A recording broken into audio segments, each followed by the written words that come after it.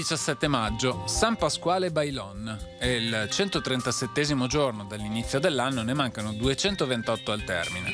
Il sole sorge alle 5:38 e tramonta alle 20:37. La luna si leva alle 9:49 e tramonta all'1.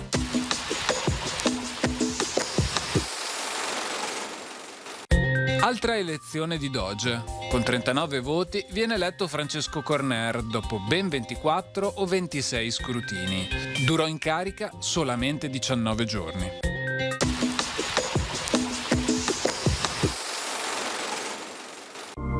Le previsioni per domani. Alternanza di nuvole e rasserenamenti con delle piogge a tratti più probabili nelle ore diurne. Temperature notturne in calo. Temperature diurne senza variazioni di rilievo sulla pianura e in aumento sui monti.